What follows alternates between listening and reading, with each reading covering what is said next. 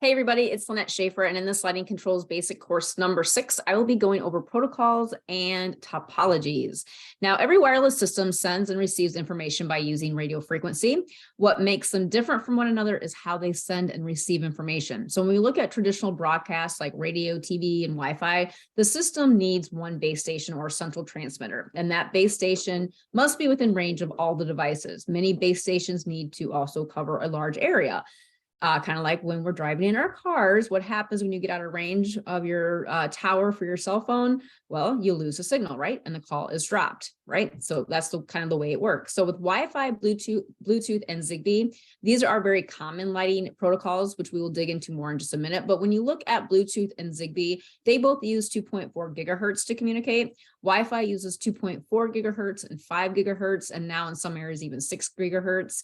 If you're familiar with Lutron Clear Connect, it uses 434 megahertz. Now, it may be hard to believe, but between 2.4 gigahertz and 434 megahertz, the distance, the way that the amount that the signal travels is different and is very important when it comes to lighting design. So for instance, you probably noticed that most standard Bluetooth signals, like the one I have in my ear right here, when I get away from my computer, 20 feet, maybe 25, all of a sudden I lose the connection, right? So Bluetooth low energy is a little bit better than standard Bluetooth, and the fact that it can travel all the way up to about 300 feet, and in some cases even 800 feet with a range extender.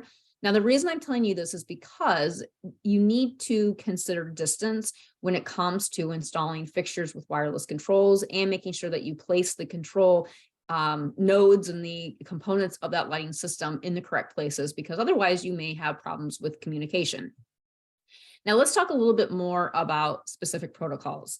There are basically what a protocol is a set of rules that is designed for a node. Manufacturers have to follow these rules. So when they design a product for a wireless control solution, they want to specify a specific protocol. They have to meet those specific rules.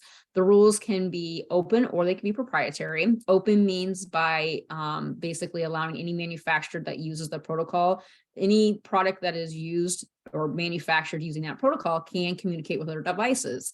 Other manufacturers may have proprietary protocols, and those proprietary protocols basically mean that it's just up to that one manufacturer, and all of those devices must basically come from that one manufacturer. There's no open protocol. So some proprietary protocols use 314 megahertz, 433 or 434 megahertz, or 900 megahertz to communicate. All of those will communicate at different ranges, and so there's no cross-contamination between one lighting system to the next. Now, protocol examples include Zigbee, Bluetooth low energy, and Wi-Fi. Each of these protocols have their own set of rules and their own unique advantages and disadvantages, which include things like the communication from device to device and how that's carried out, the number of nodes that the network can handle, how far the signal can transmit also from node to node. Those are some of the primary kind of rules and guidance that we should think about when we start looking at the different types of lighting systems that are out there. Now, the most common protocols in lighting are Bluetooth low energy, Zigbee, Wi-Fi, and proprietary systems. Bluetooth may be the easiest one to understand because we all use Bluetooth when we connect our devices in our cars to our computers and even to our home audio systems. But that type of Bluetooth is actually different from our lighting Bluetooth low energy. Bluetooth low energy is used for applications that don't need to exchange large amounts of data and can therefore run on battery power for years at a cheaper cost. Zigbee, which is the next one, is a standard protocol, and it is designed to carry small amounts of data over short distance while consuming very little power, with the intention of being simpler and less expensive than other wireless network protocols such as Bluetooth or Wi-Fi.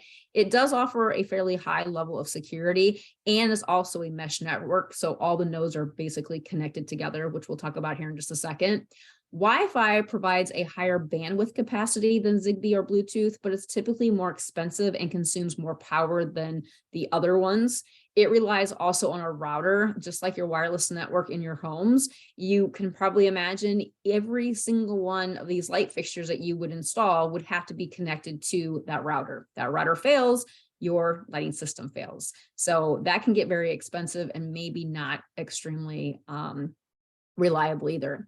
Now, another problem with Wi-Fi based devices is that they need to be powered up very frequently, kind of like our cell phones, right? So they're not very power efficient type of networks either.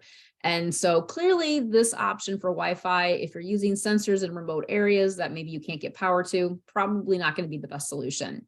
For proprietary protocols, these can sometimes achieve a little bit longer distance than other digital protocols.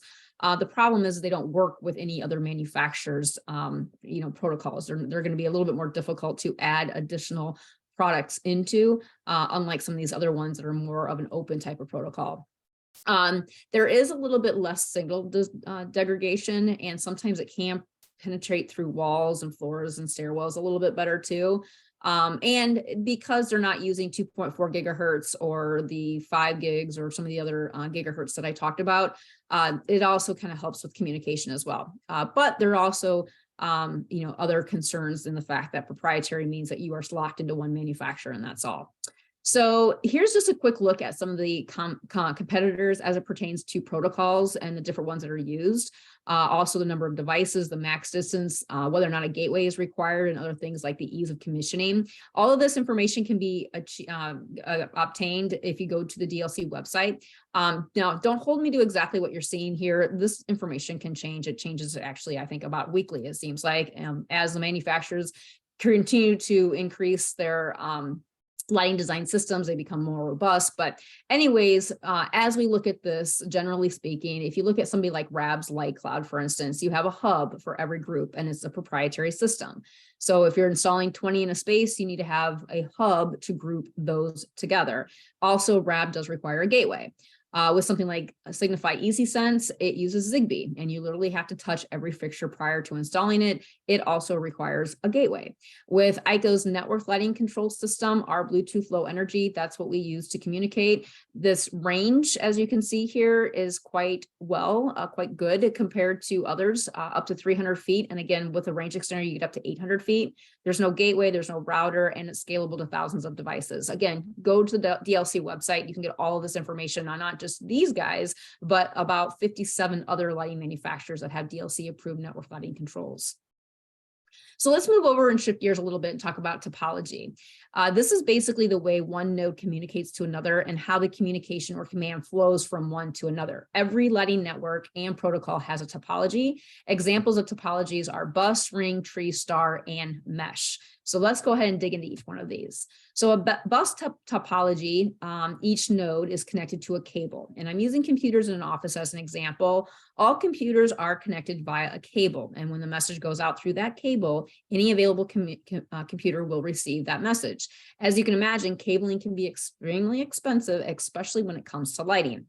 Now, keeping with the computer example, in a ring topology, the computers receive the message from the previous computer, and that message always flows in a clockwise direction. The issue with this type of technology is that if one computer or light fixture fails, the overall network also fails. In a star topology, each computer in this example is wirelessly connected to a central hub, router, or gateway. If that central hub or gateway goes down, the entire system that is connected to that hub or gateway fails.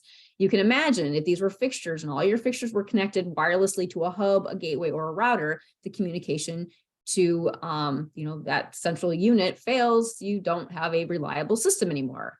In a tree topology, it's very similar, except there are some additional limitations. And then we get into mesh topologies. A lot of people like mesh topologies because the nodes are interconnected and there's no need in many cases to have a gateway, a router, or a central hub. Now, there are two types of mesh networks, a basic mesh and a flood mesh. The difference between the two of these is how the command is transmitted or how the signal is transmitted. With a mesh network, it works more like a waterfall. The signal flows from one fixture to the next.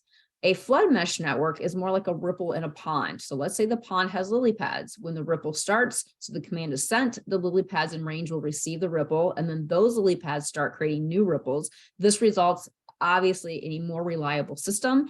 And if you have a fixture that's not working properly with the flood mesh network, it continues to kind of self-heal itself, and it will continue to keep making sure that signal continues to go out to all the fixtures that are working properly. So it doesn't really shut down your system at all, which is a huge selling feature of mesh type or flood mesh type topologies. Now, when it comes to protocols and topologies, the most common ones you find in lighting are star, tree, and mesh.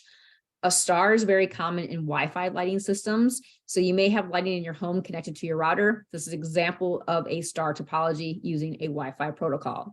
Zigbee typically uses a tree topology, but like Wi-Fi, you need a central hub, a router, or some sort of gateway. And if that goes down, your lighting system also goes down. Now, there are some Zigbee systems that also use a mesh network to communicate, but the router is still required. So there's still that central unit that could potentially fail. With a Bluetooth low energy type system, there is no central hub or gateway. The fixtures communicate wirelessly in a flood mesh network. And again, this means that you're going to have a much more resilient radio and resilient system overall too.